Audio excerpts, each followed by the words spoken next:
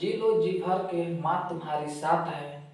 किसी से क्या घबराना, किसी से क्या घबराना, जब सर पे माँ दुर्गा की हाथ है, जब सर पे माँ दुर्गा की हाथ है।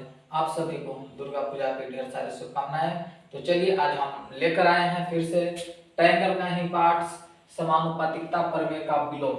अगला जो हम लोग टॉपिक देखे थे वह था समानुपातिकता प्रमेय था, समानुपातिकता प्रमेय था। लेकिन आज जो हम लोग क्लास देखेंगे वह समानुपातिकता प्रमेय का विलोम देख रहे हैं।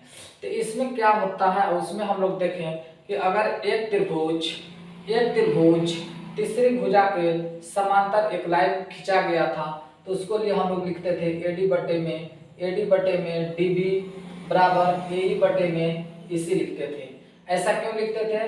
क्योंकि बीसी लाइन के बराबर डी जो था वो समांतर था, तब इस प्रकार ऐसे हम लोग लिख सकते थे।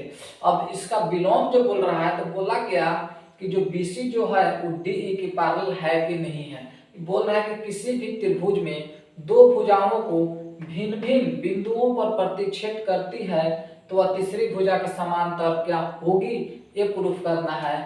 हम लोग को प्रूफ करके दिखाना है कि डीई जो है वो समांतर है बीसी का, ये प्रूफ हम लोग को करना है। प्रूफ दैट यानी हम लोग को दिखा देना है कि डीई होगा और बीसी का समांतर होगा। तो यह कब होगा?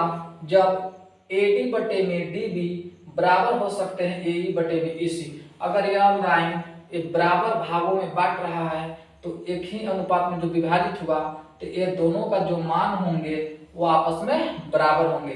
यानी एडी बटे में डीबी बराबर एई बटे में ईसी, अगर ये दोनों का मान अगर आपस में बराबर हो जाएंगे तो हम समझेंगे कि डीई समांतर किसका होगा, बीसी का होगा।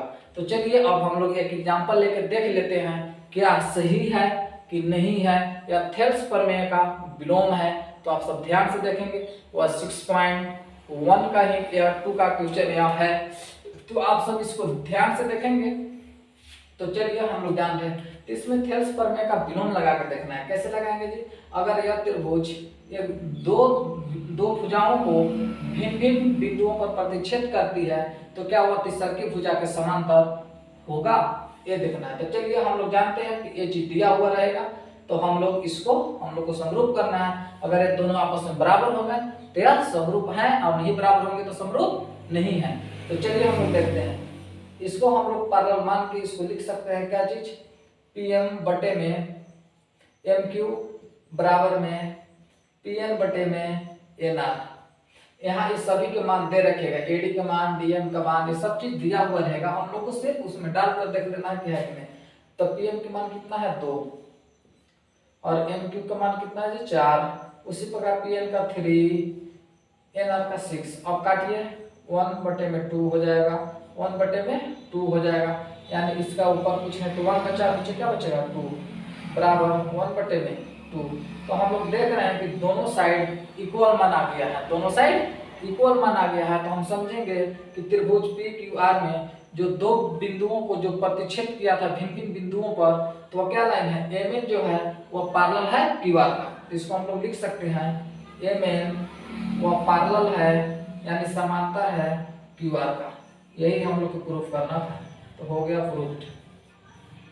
तो आप सब समझ गए होंगे।